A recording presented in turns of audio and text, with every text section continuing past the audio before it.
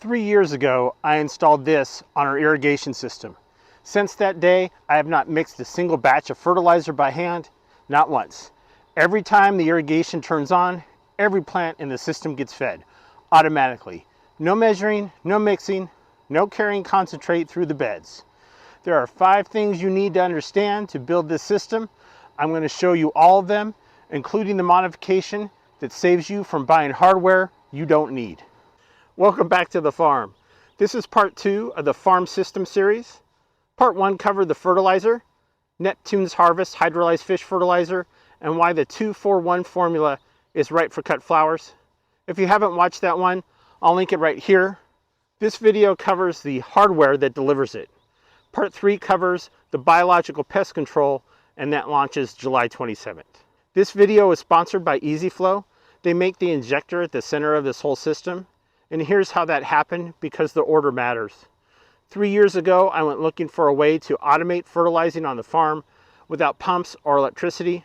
I found the EasyFlow injector through my own research. I bought it, I installed it, and I have not mixed a batch of fertilizer by hand since.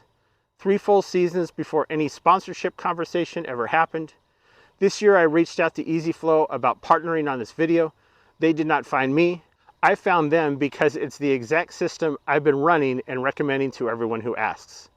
The links in the description are affiliate links, which means if you buy through them, I earn a small commission at no extra cost to you. I'm telling you all that now before I show you a single part, so you can weigh it however you want. I wouldn't be telling you about this product if I hadn't been running it on the farm for 3 years. If I can't put my name behind the product, it doesn't belong on this channel. This is the EasyFlow pressurized tank fertilizer injector. It installs inline on your drip irrigation system using what's called a bypass loop. The main injection line comes from your water source. A small portion of that flow gets diverted through the tank. That's the bypass. As water flows through the tank, it picks up fertilizer concentrate. It carries it back into the main line, mixing it into the flow going out to all your drip emitters or soaker hoses. The injector runs entirely on the pressure differential your existing water system creates. No pumps, no electricity, no moving parts beyond the adjustment valve that sets the dilution rate. Every time your irrigation timer fires, the fertilizer goes through it. Every plant on the system gets fed every single time. The technical term for this is fertigation, fertilizing through irrigation. Commercial greenhouse operations have been running fertigation systems for decades. This is the home or small farm version of that exact thing. If you've been carrying water cans or mixing fertilizer through your beds every week, this replaces all of that. An hour or 2 of installation and it runs itself for the rest of the season. Here's what installation looks like. The ball valve goes directly into your main irrigation water line. You cut the line and plumb the valve straight in. Upstream of the ball valve, between it and your water source, you install a backflow valve that only lets water move in one direction. When the ball valve is positioned to send flow through the tank, water picks up fertilizer concentrate and carries it into the line, feeding your drip emitters. The smaller line valves on your feeder tubes let you isolate the tank for refilling. Close them to disconnect, refill, reconnect, and reopen without shutting down irrigation to the rest of your system. If you can cut PVC with a hacksaw or a pipe cutter and glue it with primer and cement, which is a skill most people can pick up in an afternoon, you can build this. The fittings are standard sizes from any hardware store. The PVC itself is inexpensive. The most expensive single component is the tank. The one part I would recommend you install that does not come from the EasyFlow system is the backflow valve. When you're injecting fertilizer into a pressurized line, a pressure drop or shut down upstream can pull fertilizer-laden water backwards towards your water source. The backflow valve is a one-way gate that prevents this. In most areas, backflow prevention on any line that injects anything is code. Don't skip it. Fish fertilizer tastes nasty, and you don't want it in your main water line heading back to your kitchen sink. Here's the modification that makes this whole system significantly more cost-effective for anyone running multiple irrigation zones on different timers. Most people who install a fertilization injector buy 1 tank per zone.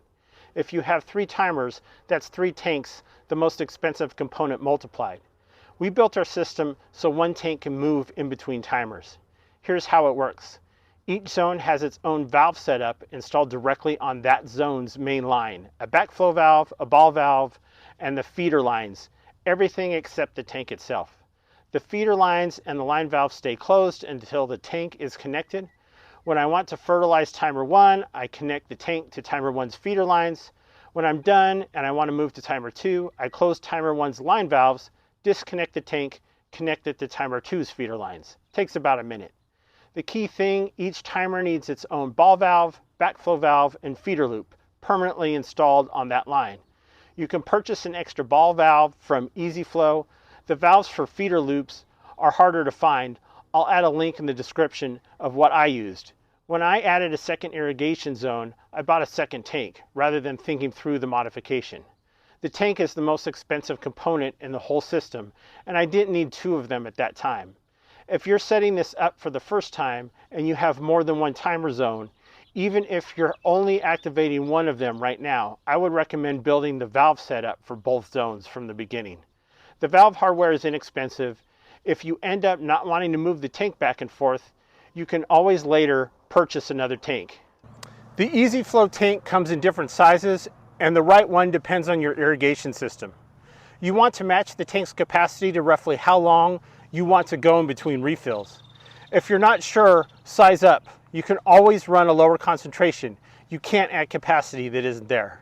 I will link a document in the description for the 3/4 gallon tank. You can use that document to find out how often you would need to refill. For me in our garden, it's once every 3 months. On the farm with the 2.5 gallon tank, it's every 6 weeks. For dilution, start at the lowest setting on the adjustment valve. You can always go up. You can't undo burning your plants. Watch them over a month or 2. If growth looks strong and healthy, you might not need to adjust it at all. If you want more, nudge it up one small increment and watch again. If you ever see tip burning on the leaves, you've gone too far, back it off immediately.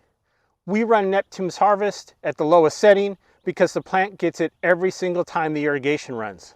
Lower concentrations more frequently beat higher concentrations occasionally every time. 3 years of results, 3 years of automated fertigation on this farm.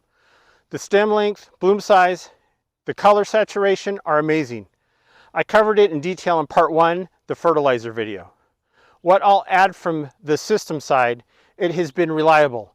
In 3 seasons, we have had 0 clogs, 0 mechanical failures, and 0 situations where the system over-fertilized and burned the plants. Our zinnias, dahlias, and lisianthus are all on the drip system and get the same consistent feeding. The results show across the board. Once it's set and calibrated, it runs. That's what you want from infrastructure working in your garden.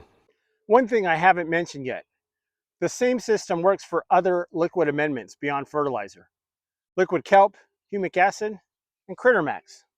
Those of you who watched our summer garden tour, our friend Jason Bourne is back. For you new viewers, that's the name of the gopher eating the dahlia tubers. It's like he's at an all-you-can-eat Las Vegas buffet. I will keep you posted on how the Critter Max works. It's new to me, and I don't want to put my name to it yet. Don't worry, it's not a poison. It's a castor oil repellent formulated to work with the system. Anything that dissolves cleanly and doesn't have visible solids can run through the injector. That means as your soil program evolves, the delivery system is already in place. Start with a pressurized tank, ball valve in the main line, backflow valve upstream of it, bypass loop to the tank. 1 afternoon to install, no pumps, no electricity, runs on existing water pressure, size the tank, liquid fertilizer only, calibrate at the lower end of the range since the plants get fed every watering. If you have a drip irrigation system and you're still hand fertilizing, this is an upgrade. 1 afternoon of PVC work and it runs itself for the rest of the season. All the links are in the description below. Part 1, the fertilizer that goes in this system and why we chose it, is linked right here. Part 3 covers biological pest control and launches on July 27th. That product is becoming available to home gardeners for the first time. And no, it's not chemical, meaning it won't hurt the beneficial insects already in your garden. I make these videos so you stop guessing and start understanding why things work. If that has been helping you, please hit subscribe. There's a lot more coming. Drop a comment and tell me how many irrigation zones you're running right now. I read every single one. And until next time, live life in full bloom.